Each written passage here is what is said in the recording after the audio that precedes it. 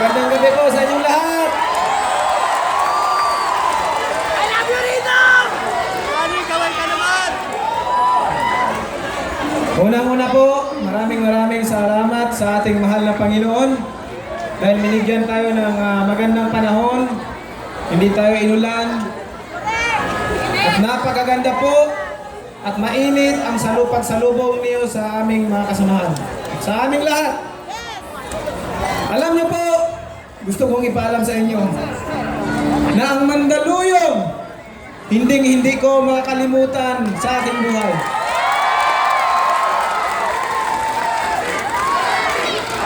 Alam niyo bakit? Alam niyo kung bakit? Dito sa Mandaluyong, nagsimula si Manny Pacquiao sa aking professional boxing. At napakalaki ng aking utang na loob sa pamilya Abalos.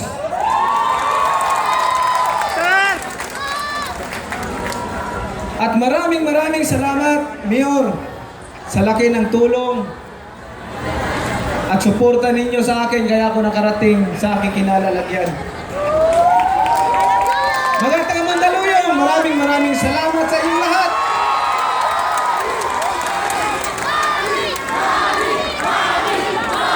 Gusto ko pong ipaalam sa inyo na noon pa man, marami na tayong naririnig na gustong tumulong sa mga mahihirap na tao. Tama, mali. Sa akin, huwag niyo ako titingnan na isang politiko. Ayaw ko ng ganun. Kasi pag sinabi niyo yung politiko, maisip niyo kaagad yung isang trapong politiko. Mga kababayan, noon pa man hanggang ngayon, pag tuwing eleksyon, ang laging sinisigaw, tulungan ang mga mahirap na tao. Alam niyo bakit? Pero sabihin ko sa inyo mga kababayan, na hanggat ang isang leader hindi naka-experience ng pagiging mahirap, hindi nararamdaman ang pagiging mahirap. Oo! Nakikita at alam nila ang problema ng mga mahirap. Alam nila ang problema ng ating bayan.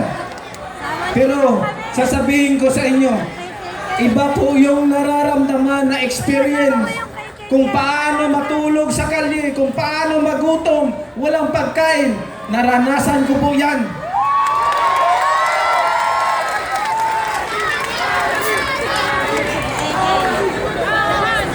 Kaya gusto kong ipaalam sa inyo, na itong grupo na to, maaaring hindi nyo kilala ang ibang mga kandidato. Maaaring ganyan nyo lang nakita. Pero sinasabi ko sa inyo, tinitiyak ko sa inyo, ang puso ng grupong ito, nararamdaman yung pagiging mahirap ninyo. Bakit? Kasi, diyan kami galing. Alam nyo, para malaman nyo kung anong story ni Manny Pacquiao, gusto kong sabihin sa inyo, maaari ang buhay ninyo, mas mahirap pa ang buhay na naranasan ko kaysa inyo. Naranasan ni Manny Pacquiao, alam nyo yung mga bata na natulog lang sa kalye? Ang sapin karton, naranasan ko po yan. Naranasan ko pong magutom, walang pagkain sa isang araw. Tubig lang iniinom ko para makasurvive. Kaya gano'n na lang ako malasakit sa mga tao na naghihirap. Gano'n na lang ang aking malasakit sa mga tao na naghihirap. Pag sumisigaw ang mga tao, tulungan nyo kami. Dapat ang gobyerno tulungan.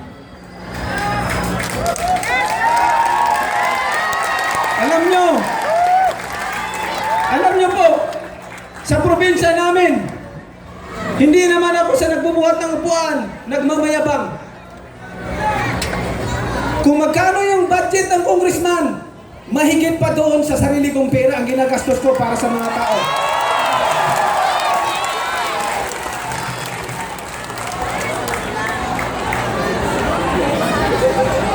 Naranasan ko ang pagiging mahirap, kaya naman po, excited ako sa ating darating na presidente. Hindi na kayo magdalawang isip pa. He is destined to become a president, our next president of the Philippines. Jejomar Binay.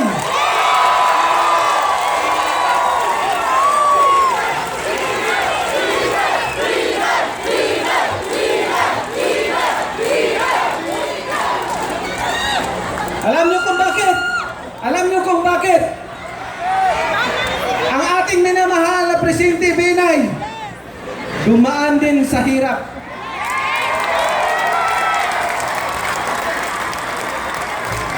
Kaya ako mag-testify sa inyo, ako ang testigo ninyo.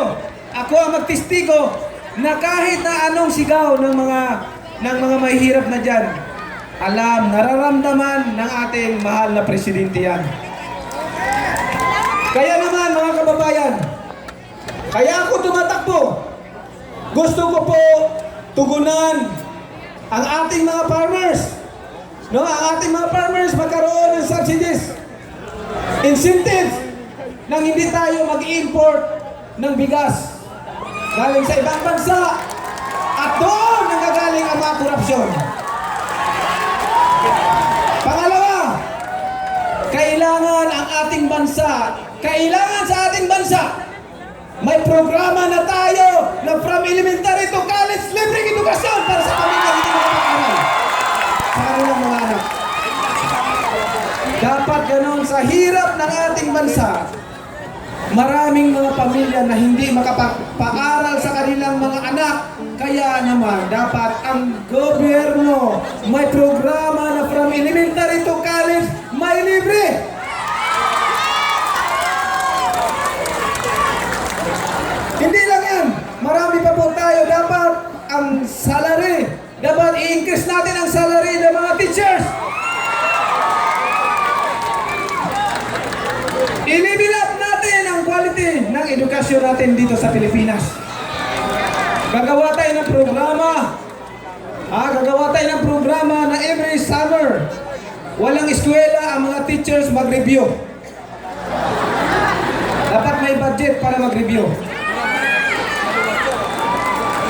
At hindi lang po yan, siyempre, si Manny Pacquiao nakilala bilang Manny Pacquiao sa sports. From grassroots, hahanap tayo, magpuproduce tayo po, magpasa po tayo ng panukala para magkaroon ng budget ang ating sports. Dahil dati po kasi, magkasama yan sa DEX, Department of Education, Culture and Sport. Pero ngayon, deep end na lang, nawala na yung culture and sport, kaya wala ng budget ang sports natin. Kaya, kahit anong mga interview na gagawin natin, maghanap tayo ng gold medal, wala tayong ma-produce na gold medal dahil walang budget ang ating sport. Yan lang po. Marami pa pong iba, pero hindi ko na po kasi matatagalan na tayo dito. Excited na ako na marinig ang ating mga kasama, ang ating darating na Pangulo at ang ating pangalawang Pangulo sa ating bansa. Marinig natin ang kanilang mensahe para sa ating lahat. Maraming salamat sa inyong walang sawang pagsuporta.